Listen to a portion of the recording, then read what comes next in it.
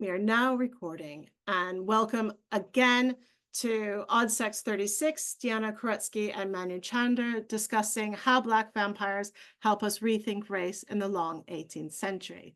As this is our inaugural event of the new academic year, and our fabulous speakers and topic have drawn a crowd who may not have attended an ODSECS talk before, just a few quick words about who we are before I turn over to today's speakers. ODSECS, the Open Digital Seminar in 18th Century Studies, seeks to inspire respectful discussion, debate, and actions that will move the field of 18th century studies toward a more inclusive identity. We are a wholly digital seminar series to encourage accessibility and inclusivity. We are generously supported by the Faculty of Arts at the University of Bristol, but are convened by a global collective of scholars, including the wonderful Bethany Qualls, whose brilliant idea the seminar was, and to whom I cede the floor for introductory duties.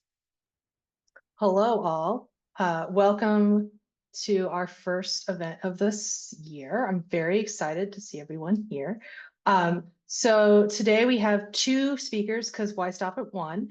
The fabulous Deanna Koretsky is a scholar of film, literature, and television. She's an associate professor of English at Spelman College. She teaches awesome things such as critical race and gender and sexuality studies, horror, not whores, that's what I study, and literature and English of the 18th and 19th century. She's wrote a book called Death Rights about romantic suicide and race and liberalism. She is working on a project about race and racism in the Vampire Diaries franchise and working on her next monograph. She also has made an edition of Mary Shelley's Matilda, find it now. She is also a founding member of the Bigger Six Collective and does some things on podcasts like the Vampire Diaries podcasts, and she is totally a spike. Manu is an associate professor of English at Georgetown University. He's the author of Brown Romantics, Poetry and Nationalism in the Global 19th Century, and co-editor with Tricia Matthew of the Oxford University Press book series, Race in 19th Century Literature and Culture. He's also the editor of the Cambridge Companion to Romanticism in Race, which is excellent. Hard plug, because I got to read it before it happened. It's so good. He's currently working on his second book, Brontology, considering the philosophical groundings of brownness in the Enlightenment European thought.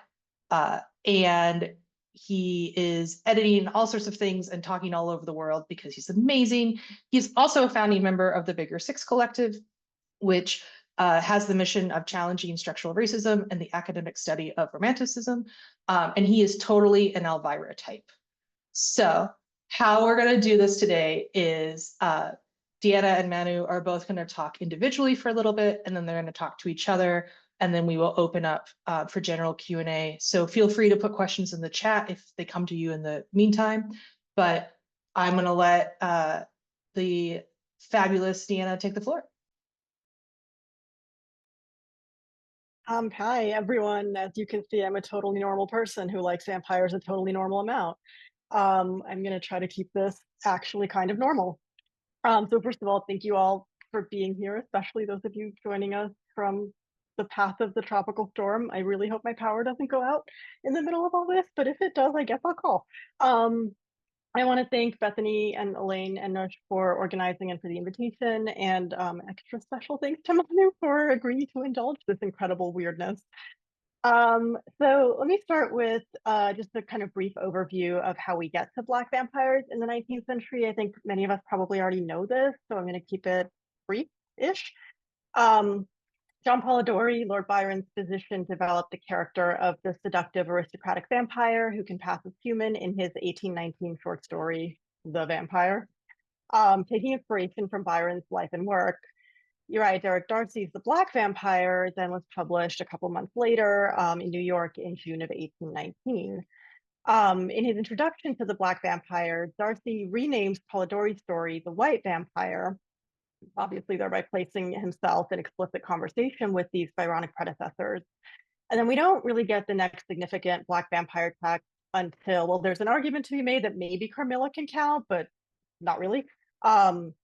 really, we don't get another Black vampire until 1897, which if you're a vampire person, you know that that is the year of Dracula. Florence Marryat's The Blood of the Vampire is the story of Harriet Brant, the white passing granddaughter of an enslaved Black woman who was bitten by a vampire bat.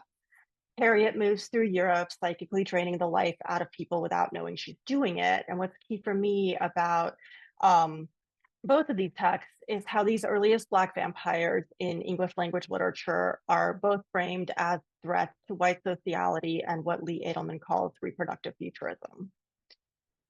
I think Edelman gets it exactly right when he describes liberal modernity as beholden to an endlessly deferred fantasy of the future organized around the figure of an implicitly white child with a capital C. He says, whatever refuses this mandate by which our political institutions compel the collective reproduction of the capital C child must appear as a threat not only to the organization of a given social order, but also, and far more ominously, to social order as such. This poses a special kind of problem for the vampire, who is immortal, which is to say all future, yet firmly situated outside the social. The Byronic vampire gleefully exploits this tension, building on Byron's unfinished narrative about a mysterious white man who seems to resurrect himself under the suggestive scene of a stork eating a snake. Polidori's narrative ends with the vampire advancing a world order dominated by queer-coded male figures. He either beds or murders eligible society women, decimating the marriage market, which is to say he destroys or at least seriously impairs the heterosexual mandate maintained by the structuring fantasy of the capital C child, offering instead a world in which white men can reproduce themselves. But that world remains essentially wedded to liberal structures of gender and racial inequality, and so at best it's just a reconfiguration of the same. Black vampires pose a different kind of threat. In both Darcy's and Marryat's texts, Black vampires are monstrous precisely because they do possess the capacity and the desire for heterosexual reproduction. While white vampires allow readers to flirt with alternative social configurations, Black vampires represent an existential threat to the social full stop. Both texts are also fuzzy on the details of what exactly makes their central monsters vampires. For Marryat, vampirism is Harriet's, quote, curse of heredity, so a barely veiled metaphor for her Blackness. Darcy is a lot more convoluted about this, which I don't think I have time to get into fully, but suffice it to say, and we'll probably talk about this between the two of us, I'm not convinced that his central figure actually counts as a vampire. He's supernatural for sure, but the only figures who exhibit anything like vampire behaviors, I don't know, drinking blood, coming back from the dead, are all white. Darcy's story is, to put it mildly, a mess. So we have a Black child arrives on a slave ship. He's the only one alive and can't be killed. He goes away, comes back as an adult, claiming to be a quote unquote Moorish prince. He marries Euphemia, the widow of his former enslaver, who tried to kill him. And he has a white attendant with him who, surprise, is Euphemia's long lost son. Hijinks ensues in a graveyard. He resurrects Euphemia's dead husbands, all three of them. They fight. This involves a thigh bone. Then the long lost son, who's already a vampire, turns Euphemia and her resurrected first husband, who is his father, into vampires. And then the prince tries to banish them back to Europe, but they don't go. Instead, they ambush a meeting where the prince and a group of, let's call them for the moment, other Black vampires, is rallying a group of enslaved people to revolt. They steal a potion, the white vampires, which restores them back to their human forms. The prince dies, and it looks like the white family is going to get to live happily ever after. Apparently recognizing his shortcomings as a fiction writer, Darcy attaches a moral that seems to lay out a blueprint for how to actually understand this narrative. The white family and the social structures that they represent are the true vampires, he seems to tell us. So he writes, in this happy land of liberty and equality, we are free from all traditional superstitions, whether political, religious, or otherwise. Yet in a figurative sense and in the moral world, our climate is perhaps more prolific than any other in enchanters, vampires, and the whole infernal brood of sorcery and witchcraft. Darcy names them, or seems to name vampirism, as the thread that holds the liberal order together, which can be read as a sweeping indictment of a society built on the blood and labor of others. Oh, I just lost my place. Assuming that that is in fact what he's saying, which is kind of hard to tell, it bears reiterating what many people much smarter than I have argued a lot, which is that Blackness marks the absolute limit point of this world order. So the person I find especially productive to think about this with is Frank Wilderson, who understands Blackness as, quote, an anti-human position, a position against which humanity establishes, maintains, and renews its coherence and corporeal integrity. In other words, the existence of the human hinges on Black death, both social death and actual physical death. The ontological position of the human is structured by what Wilderson calls the libidinal economy of anti-Blackness. Foundationally, then, the Black non-subject makes possible the constitution of the Byronic vampire, even as characters whom we might recognize to be racially Black are absent from the earliest vampire texts. Insofar as, according to Wilderson, civil society is held together by a structural prohibition against recognizing and incorporating a being that is dead, despite the fact that this being is sentient and so appears to be very much alive. The point that I want to make is that the earliest literary vampires of Byron and Polidori are emphatically socially alive. The Byronic vampire is precisely not exterior to civil society. He is its ultimate insider, the personification of a monstrous world order that holds itself together by doling out violence and death. The era's two major Black vampires, on the other hand, absolutely cannot assimilate into civil society. The possibility that they might is precisely what makes them monsters. Marriott eliminates that threat with Harriet's suicide. Sorry, spoiler for a 200-year-old book, which ends her bloodline and removes her from the social frame. The threat of undetected incorporation is Darcy's final horror. Generations after the main events of the narrative, a descendant of Euphemia and the Prince, a man named Anthony Gibbons of, I think, Edison, New Jersey, which is really funny to me because I grew up in New York, so it's funny that he's in Jersey. Of course, there's vampires in Jersey. Begins to show signs of vampirism. We might thus return to the question of what exactly makes the titular Black vampire a vampire, and whether those are the same qualities that make him a monster. If, as Darcy's moral argues, vampirism is the status quo, then what makes the prince monstrous is his Blackness. His vampirism asserts itself in those moments where he can mime the human position, for instance, speaking the language of civility or his brief marriage to Euphemia. However, insofar as Blackness maintains the balance of the human, he can never actually inhabit that position.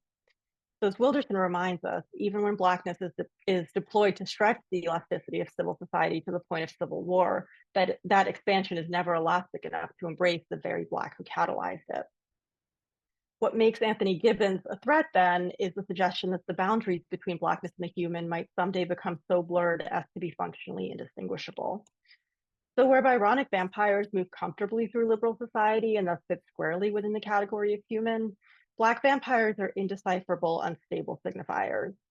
Maybe the only well-defined feature of Black vampires in these 19th century texts is that they threaten the social order that Byronic vampires can dominate.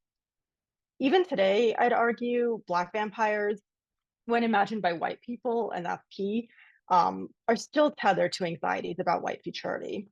And while the lines are getting a bit blurrier and we're getting Black vampires now written in the Byronic mold, despite their immortality, Black vampires, again, when imagined by white writers, still have no futures of their own.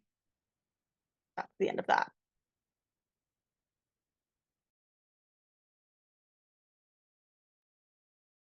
Thanks, Deanna. That was fantastic. Can everyone hear me okay? Can you hear me, Deanna? You're the only face I can see right now. Okay, let me find my slides.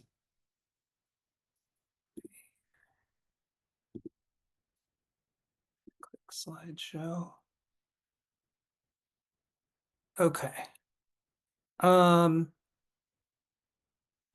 also super grateful to Noosh and Bethany for inviting, and to Elaine for inviting me to have a conversation with my very dear friend Deanna Koretsky about the Black Vampire, which is a text I wouldn't have known about if not for Deanna, who writes about it in the Cambridge Companion that Bethany mentioned earlier.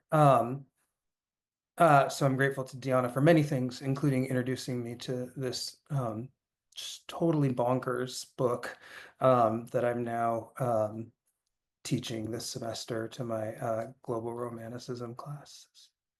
Okay.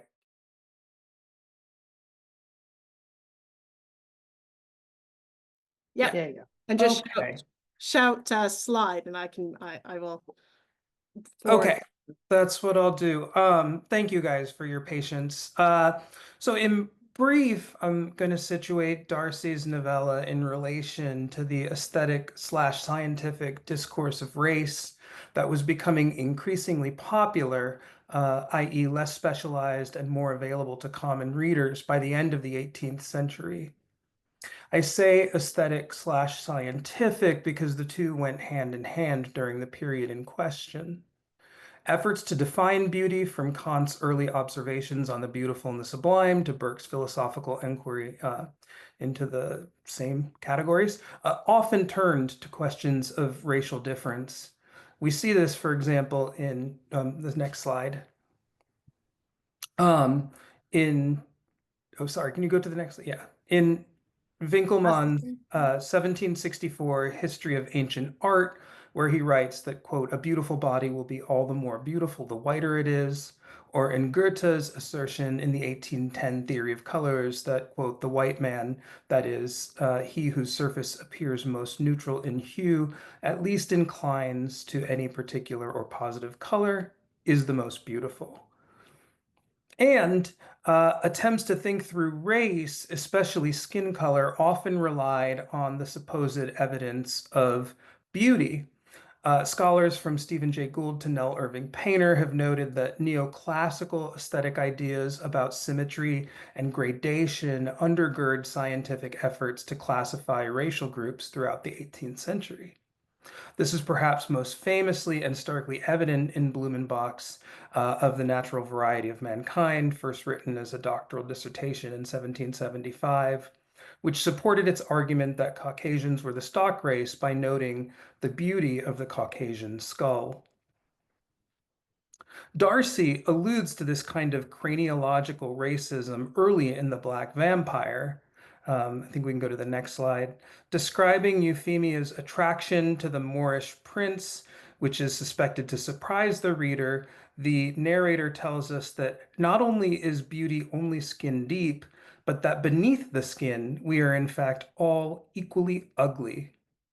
Quote, if we gaze on the rows of skulls which festoon and garnish Edinburgh's Surgeon Hall, we can apply no standard to determine their relative beauty. They are all equally ugly, and the block of Helen might be mistaken for that of Medusa. No standard of taste can be either applied to or derived from the skull, suggests Darcy, comically undercutting what were still in 1819 the most recent and influential developments in race science.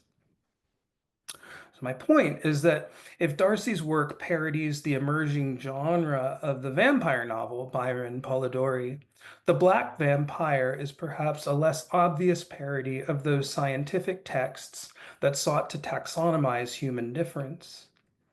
Increasingly, these texts privileged monogenism, especially in 1819, prior to the popularity of blatantly racist polygenic works, such as Robert Knox's The Races of Men.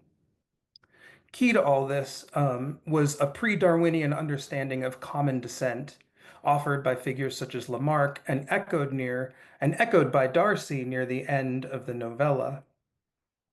As the prince prepares to raise a slave insurrection, he offers a genealogy of the vampire, beginning with Prometheus. This is on the next slide.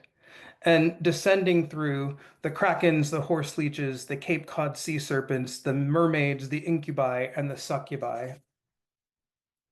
Then, appealing to the enslaved subjects, he details their, quote, lineal descent, quote, from the Cyclopes to the anthropophagi into the present-day Igbo.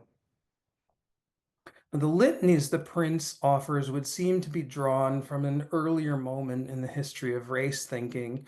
Othello speaks of cannibals that each other eat, the anthropophagi, and men whose heads do grow beneath their shoulders. But the structure of this speech here more closely echoes Enlightenment theorists dealing with the varieties of mankind. This is the next slide. So Kant, Blumenbach, and others demonstrate a will to systematize difference, This includes the desire to understand and label the children of miscegenation, a subject that Enlightenment raciologists were obsessed with. So if you look at the second quote there, the Blumenbach, I cut that short, that Blumenbach quotation, but it goes on for several more paragraphs describing and naming the offspring produced when different races mix, and then the offspring produced when the offspring of mixed people mix, and then the offspring produced when the offspring of those offspring mix. After 3 generations of miscegenation, he writes, quote, the most acute observers assert that no trace of Ethiopian heritage can be found. This, by the way, is just before Blumenbach's equally lengthy discussion of, quote, Ethiopians whose skin is distinguished by spots of snowy whiteness. So if the black vampire strikes us as an absurd mess, as Deanna calls it, I think it reflects the absurdity and messiness of the race science of its time. Indeed, I would suggest that not only, as Deanna points out, is the mixed-race Anthony Gibbons a threat to the order of the human that defines itself against blackness, he is also a threat to the desire to order the human. And that desire lies at the heart of Enlightenment race thinking. So I want to close my brief remarks by reflecting a bit further on the mess that is Darcy's novel.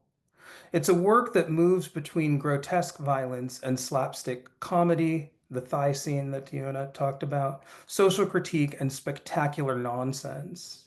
It seems to offer a moral, all civil society is vampiric, only to undercut its own morality by noting that the text itself and its author must therefore also be vampiric. One reviewer noted, this is the last slide, that the novella was too coarse in its burlesque even to be ridiculous. In short, all of the aesthetic protocols that 18th century raciology relied upon are essentially abandoned in The Black Vampire, a distinctly unbeautiful work of fiction. I would not go so far as to call this formal deviance a mean of resisting the will to systematize that braced up in European race theory. I would, however, suggest that it exposes the limits of that systemization and the vagaries of racial categories so central to understanding what it is that makes us human. Thanks.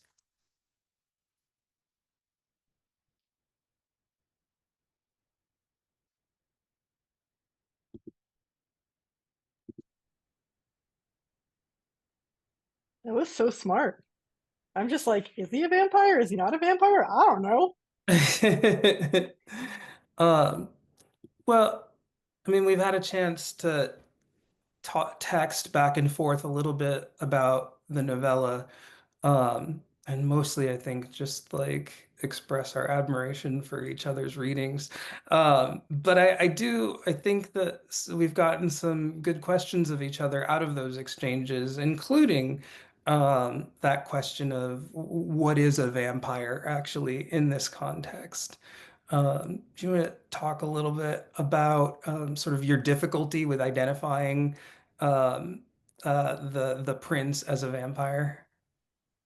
I mean, it's maybe a pretty literal reading, but like we don't see him drink blood. He doesn't come back from the dead. He grows up. Like these are not things that happen to vampire, at least canonical Western vampires. Um, the only thing we get really is in his speech, that taxonomic kind of survey that you were talking about. He calls himself a vampire. He Mhm. says, he tells us that he drinks blood, but the only time we ever actually see it depicted is white people doing it. So that's it. It's pretty literal. It's Well, not that deep. but you know the genre way better than I do. So, in 1819, as the genre of the vampire novel is emerging, how set are those defining characteristics of vampirism? Are they fairly clear? Like in the Polidori, in the another. I Yes and no.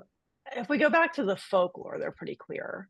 Hmm. Like if we're thinking through the way that we get to literary vampires via Byron, it's through Eastern European folklore, which kind of gets adopted in Turkey, which is how Byron gets to it, that's pretty clear. I mean, vampires are not necessarily human at this point, but they're revenants. They're beings who come back from the dead, and they drink blood, and that is their defining characteristic. The thing that Byron does is he makes them able to pass as human, which is where the rest of these are sort of coming in. I mean, I did some looking at, I mean, pretty much every culture in the world has some version of something that comes back from the dead and maybe drinks blood. Nothing resembles this mythology that Darcy's laying out. I mean, it just doesn't, it doesn't map onto anything that I've been able to find. And Yeah. he locates himself in Byron and Polidori. So I'm like, if that's where you're gonna locate yourself, what are you doing, dude? And so Make him drink blood. do we trust that this is a sort of insertion into the genre, or is it a means of just capitalizing on what was trendy at the moment? Yeah, I mean, I like your reading of it as a parody of itself, essentially. It feels, especially given how close this comes. Polidori's is published in April of 1819, and this is June. Part of me, it feels a little bit like, and I don't know this for a fact, but it feels a bit like he was already writing a story about some kind of sorcerer or necromancer or something or other, and read Polidori, and it got really popular very quickly, and just kind of inserted the vampire thing after the fact. It just doesn't feel finished. It doesn't feel fully thought out. Yeah, it's interesting too, because read that way, I can imagine the last thing written being the taxonomy, the lineage section, and just being like, here's how we get to the vampire from Prometheus, which is such a strange, I mean, it's such a bizarre moment. So I can imagine actually the entire insurrection scene being sort of an afterthought. I don't know, obviously, like you, I don't know for a fact how that works. And I guess the other question we've been talking about is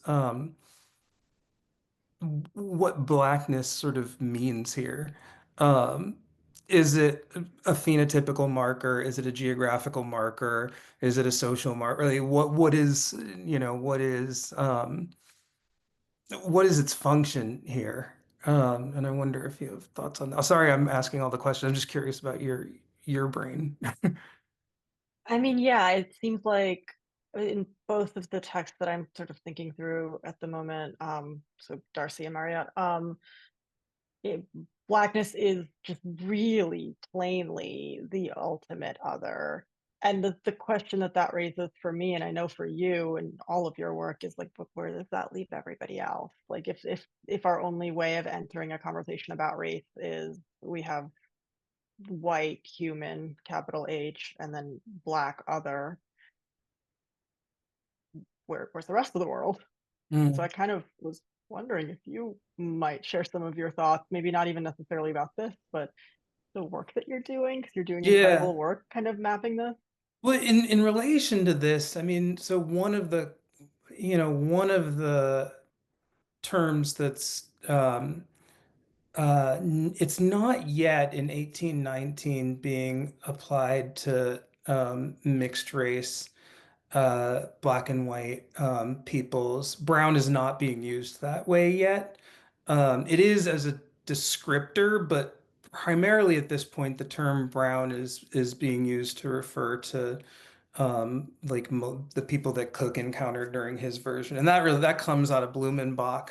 But I think the problem of liminality that Gibbons represents at the end, the human, the not human, can be understood as the problem of brownness in really sort of productive ways. The idea that, as you say, he poses a unique kind of threat through being able to pass, which is essentially, I mean, um, that's the history of brownness in the U.S. leading into the 20th century, right? Which when they're trying to regulate South Asian sort of racial identity and legally and sort of determining, okay, they're Aryan, so they're white, but they're not Aryan, but they're not, right? So they're not. So I think those sets of the particular form of threat to civil society that Gibbons represents, I think can sort of touch upon the sort of problem of brownness that various figures would then go on to define, from Du Bois to Jose Esteban Munoz and others. Which is, I mean, it's weird because, like, in the context of Wilderson, um, in the context of Wilderson, um, Gibbons is black, right? And I think your reading of it is right in that sense too, right? The threat is the collision of black, the infiltration of black into white. But I think it's also possible to say, like, at that collision point, we get something that we would otherwise term brown, or that later thinkers would think of as brownness.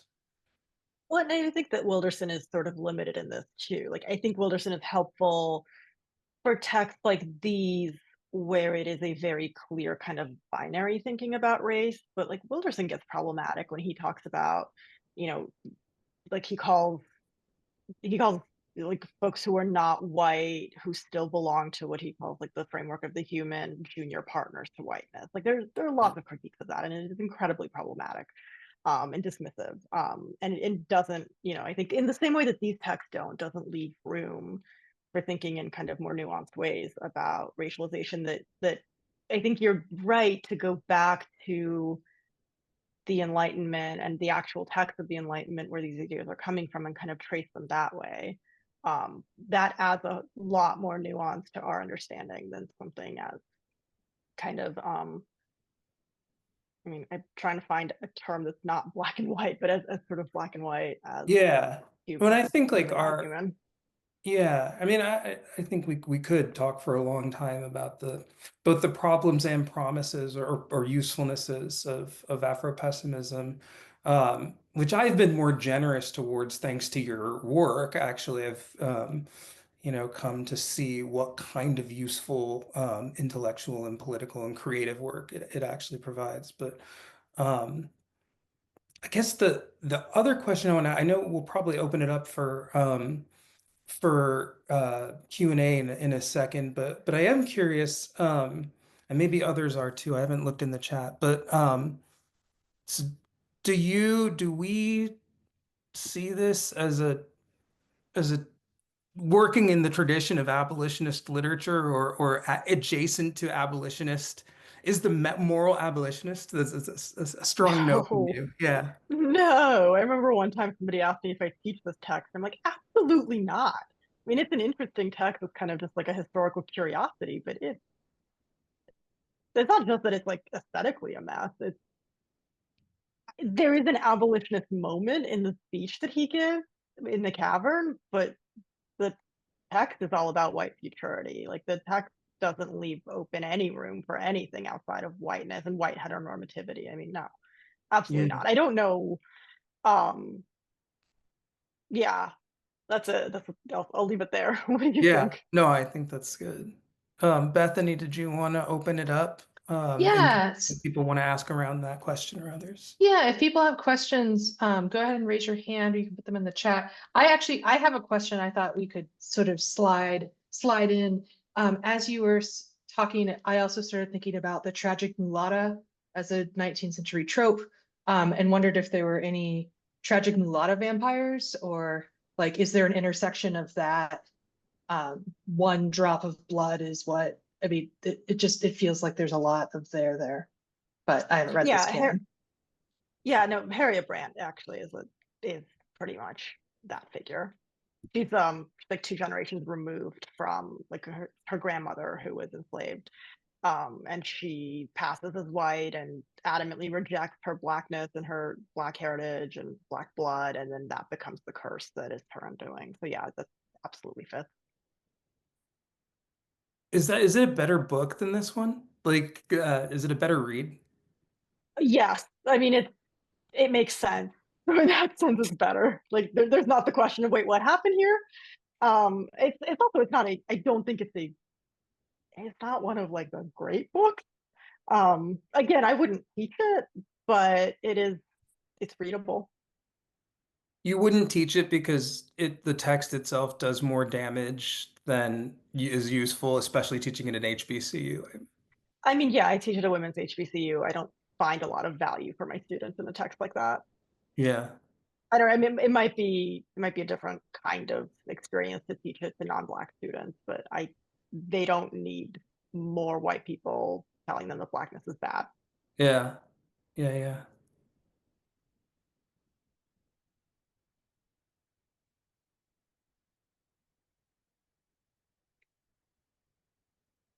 Anyone else? Questions, comments, expressions of horror, Daniel had objections? a question in the chat. Can you read it Daniel- out? Yeah. So Daniel says, I have my own hobby horse. Oh God, my chat is going so fast. It disappeared. I'm going to have to make it bigger. Right. Make it bigger, I said. So made a point about the white vampire attempting to reproduce white men, and Manu's discussion of the lineage of the vampire from Prometheus, thinking about Victor Frankenstein and the both mixed race nature of the creature and the whiteness that's implied in his relationship to Victor. Sorry, things keep moving around. Does the creature help us see a revolutionary potential as a vampire descendant? In Darcy? Or just in general, I think. Can we think about the creature the as a kind of as another way of engaging with the question of the limits of the human and race? Yes. I mean, I think the short answer is yes. The creature is a little bit, like, I mean, in terms of his racialization, he's a more nebulous figure, and that sort of, he opens us up into readings of race and racialization beyond just the black-white binary. So I think he's incredibly useful that way. But I think also we ultimately have to come back to I think this is in your question, is he a revolutionary figure? And no, he kills himself at the end. No. It's, in the same way that like there's a moment in the Black Vampire that has some abolitionist kind of resonance, but ultimately the text is not. I think Mary Shelley is much smarter in her critique of whiteness with Frankenstein, but at the end of the day, the figure that could take that down is dead. Daniel, do you want to add to that? I see you popped up. Oh, we can't hear you.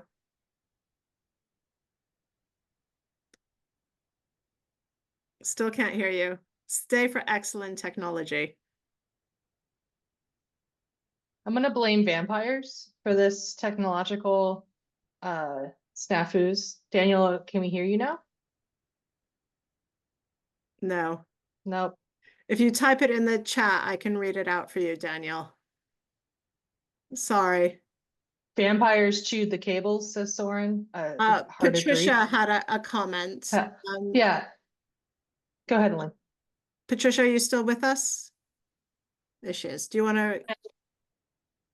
Hi, can you hear me? I was just, I love this. It's so great to see my comrades. I was just thinking about, and I'm always thinking about sugar, but I was thinking about, and I wrote it in the chat, the way that the rhetoric of the anti-sugar boycott, that's first iteration in the 1790s and its second in the 1820s, refers to blood sugar. It becomes such a trope that there actually are disclaimers saying that the sugar that you're eating from the West Indies is not actually soaked in blood, right? Coleridge says this. And so I was just wondering then if in the sort of the context that you all are thinking about, that it makes the British vampires if they're actually consuming the products of the slave trade. And this is not my original archival finding, but there was also the second thought I had was thinking about the degrees of separation from social constructions of Blackness that allowed people to participate in British inflected West Indian legal systems, who could vote, who could own property. I think like if you're 3 generations removed, then you're suddenly white enough or far enough removed from a socially constructed Blackness to participate in ownership and deciding who's governing. So those are the two thoughts I had, but I love hearing from the two of you. So you don't have to respond. You just triggered. No, it's great. Yeah. So Deanna and I were talking about this. So in the moral at the end, Darcy like walks right up to the line of saying, slavery is vampirism. Um, and very much sort of in line with, I mean, obviously because we're set in the Caribbean, in line with the sort of blood sugar um, sort of discourse, and then doesn't quite cross that line, and instead seems to make a broader indictment of capitalism, of European capitalism. And the other thing that's sort of important in this context is that the colonizers are French. Um, right. The white figures. So um I mean, I haven't thought enough about the sort of distinction between whether there's a sort of blood sugar discourse in French colonialism as well. Others would probably know better than me, and whether that would sort of map or how that would map onto this. But what do you think, Deanna? Yeah, I mean, I don't know that either. Trisha, you might know this. I think it's a brilliant reading that I had not thought about, so thank you for that. Yeah, what's interesting, I remember we were talking yesterday about that moral. What's interesting about it to me is, yes, he walks right up to the line of actually explicitly condemning slavery and then doesn't quite do it. He talks about fraudulent traffickers, which, yeah, maybe, maybe not. He gets real anti-Semitic in it though. So there's this like other racial piece that he pulls in, bringing back the sort of old trope of like Jewish bankers as vampires. I don't know what this text is doing. I don't know what I don't know what the aim is. I don't know what the politics are. It has moments of real substantive critique. It has moments of just unabashed just racism. Like I don't know what to do with this text. The French also have a sugar boycott, Trisha notes. Yeah. Yeah, it doesn't come down neatly on the side of critique of slavery as an institution. Um, it doesn't even really come down neatly on a for that reason for a critique of British imperialism. Right? I mean, there's also it's a moment when when as well as always, right? When the tension between and France and Britain um, sort of complicates even an American text that's commenting on colonialism. Yeah, it's I mean, I think I agree with you that it's not a clearly abolitionist text, right? It's not arguing against slavery. But it does seem to, maybe it's an audience question. It does seem to want to appeal in some ways to an audience that would be sympathetic with that approach to it. I don't know. We've also got in the chat a comment from Eleanor about Frankenstein and the monster and racialization. There's a novel recent-ish, which to me could be anywhere in the past 50 years. So I'm assuming it's probably before that, called Frankenstein in Baghdad, that picks up on this idea, and Victor Laval's Destroyer. And also we have the sugar boycott, the fanfic of Polidori, and how that kind of, I mean, I guess one thing about this vampire lineage that, we have the folklore origins that from Eastern Europe, that then when the Turks are hanging out as they conquer parts of Eastern Europe, also as colonizers, right? Like bring that into a discourse that then Byron gets and moves across. But I guess like, what are the characteristics that you see that like always hold? Because it seems like we have this idea of revenants or like critique, but there's not, I don't know. 2013. I mean, I guess like if the through line, if we're going back to folklore and then through literature, it just has to be drinking blood. Like that you drink the blood of humans to survive. Everything else changes, and sometimes changes wildly. But yeah, it's the blood drinking. Carrie, you have a question? Sorry. Maybe this is I was thinking yesterday about Rhonda Gerlich had this article in the New York Times as a response to the movie The Substance, which is a horror film that just came out that is incredibly bloody and violent and exploitation stuff and whatever, but it's kind of about second wave feminism or something. But it's like really, really disgusting. I've seen it, it's great. But it's a horror movie, right? And it is intended to be as exploitationist as possible about all the things that it's talking about. And the response in the New York Times was, why isn't it just a movie about people of very average bodies having conversations about accepting themselves and the feminist implications of blah, blah, blah, right? And I think that like it in this conversation, like talking about like, you know, in what sense is exploiting discourse about racial anxiety like an ingredient of horror that is somehow like, it isn't participating actively in an abolitionist or anti-abolitionist discourse. It is instead kind of like using that conversation as a flavor or as a like, I guess I'm wondering about kind of like, how do we read politics in genre fiction like this? And is it different in any way from the way that we would read it in a moral realistic novel? And kind of how do you separate that? I'm not an expert on genre, and so that's why I throw it to you. I mean, that's such a good question, and I don't know that I am answering it. What it made me think of as I was listening to you talk is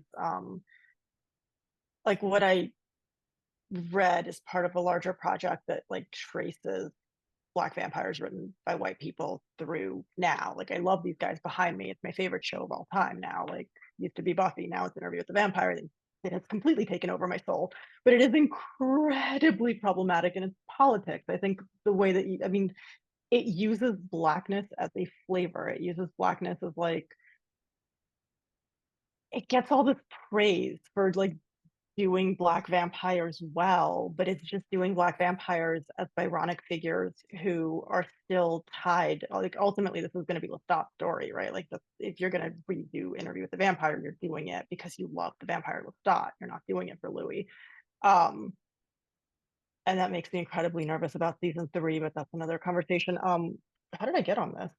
I always end up on Interview with the Vampire, and then I completely lose it because I just love it so much. Everybody in the chat, yeah, poor Louis. I might love him like you. We love him. We might love him equal amounts. But yeah, I mean, I guess where I was trying to go, and I don't know how I was going to get here, but where I was trying to go is like there are other Black vampire narratives that are written by Black people that do a completely different thing, right? Like Black vampires can exist in a space, in a social world, in a space of their own. They can exist in conversation with white people that looks different from just kind of this like constant either perpetuation of whiteness, which has happened a lot in pop culture recently, or an interruption to whiteness, a threat to whiteness. Like there are examples out there that are not Byron, but we keep the popular ones keep kind of pulling us back to Byron, which is predictable. And you know, like many of us here love it. We're part of the problem, but it is incredibly problematic. Eleanor, you have a question, a comment? Throw it in there.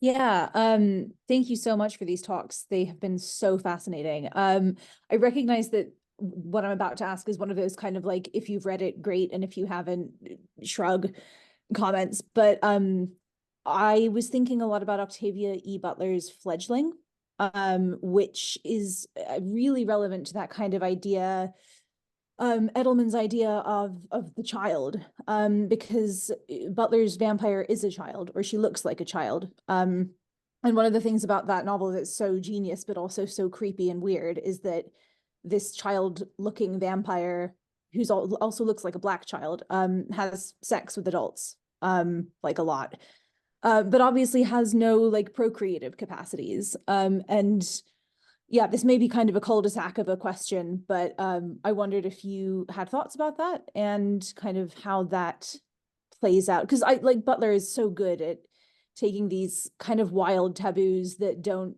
always stand up if you think about them, but they do make you think. So yeah, that's my question.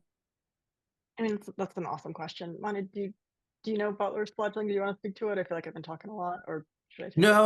I don't. So respond to that. There's a question in the chat that I want to ask you actually in a minute, but go ahead. I mean, I think the point about Butler's vampires don't have reproductive capacity is the key. But also I have trouble with Butler's fledgling because it was meant to be part of a trilogy and she died before she could finish it. So I don't know how to read it as a standalone novel. Like it's so clearly on, like it sets up its sequel that we never get. So I don't know how to actually analyze it. So there's that. Like I don't know where it was gonna go. Mm. I think there's some notes in some archive somewhere that maybe kind of lay it out, but I haven't seen them. Yeah, I don't know, because there was that, and then there was her Parable of the Sower and Parable of the Talents, which was meant to be much longer, like a 6-book series or something, and that didn't finish either. So yeah, I guess there is difficulty, but I guess the thing that is interesting about that is how she kind of sees this young Black child as like the where it stops, where the kind of reproductive futurity stops with this person, which is interesting because obviously young Black girls are historically kind of the opposite. They're fair game sexually. So we're getting close to time, so I want to throw some questions that are in the chat kind of out there, and then maybe we can kind of pull things together. So Christina has 2 questions. One is, can you talk a little bit more about the challenges of studying popular culture? I feel like things circulate in pop culture are not always ideologically coherent, which is definitely something we've been talking about. And that you've probably already thought about it, but is there a way to connect the tropes you're seeing in the novels to tropes of cannibalism in travel literature? And then Soren is building on Patricia from earlier, asking if we can think about Get Out as a vampiric narrative. Yeah. Discuss. There's a couple of things there I'll say quickly. The fact, so Get Out is a popular cultural text that is thoroughly ideologically coherent, I would say. And the other thing is that during this period, this is Kate, remember that essay we edited by Kate Berggren on parodies of The Bride of Abydos? So there were all these parodies of Byron's Bride of Abydos that Kate Berggren has studied in US newspapers. And what was fascinating about them, so very much like this text, serial, published for an open audience, anonymous, but those were they were very clearly either pro-slavery or anti-slavery, many of them. There's a way in which actually often pop culture, I think you're right that often it's sort of ideologically incoherent. I think certainly this text is. But also, I think an anonymity in print culture at this moment enables a very ideologically coherent kind of critique that this doesn't offer. In other words, its failure to come down on one side or another on the question of slavery, I don't think is a function of it being popular. In fact, I think many popular anonymous newspaper things at the period were sort of staunchly abolitionist. I would also push back a little bit on the kind of implied hierarchy between popular and high culture in that question. I don't think that the text that we, I don't anymore, I guess, but that many folks here study from the 18th and 19th centuries are not pop culture. They were pop culture in the day. Some are coherent, some are not. That's interesting too. Well, and the other thing, I mean, I guess sort of along those lines, I'd say, I mean, high cultural, quote unquote, high cultural texts strike me as typically more ideologically incoherent, right? What lends a work of literature its literariness, starting really about this period, right, in the early 19th century, is that it is not mere politics. So it's a it's a really interesting set of conversations, set of questions. And then, yeah, Christina, I totally want to talk more about the travel literature and the cannibalism, because this novel has, you know, this novel, that's right, you've talked, has cannibalism in it. So the enslaved, when he's going through that taxonomy, are descended from the anthropophagi, which were the cannibals. And so it's totally, the trope is here too. And I think we could come up with some really cool connections on it. Thank you so much, Christina, for these questions, by the way. I really appreciate it. Okay, so we are at time, although there is much excitement, lots of thank yous in the chat. Thank you all for coming. Can we do another round of applause again for our fabulous Manu and Deanna for this great conversation? Thank you so very much. Please be on the lookout for our next seminar coming up in October, which is not about Black vampires, but is still very cool. So Inspiration and science and enlightenment and wonder. So it's going to be fabulous, with Ross Powell from Amsterdam joining us in October. So thank you all for coming so much. And thank you again for this great talk. Will you stop recording, Elaine?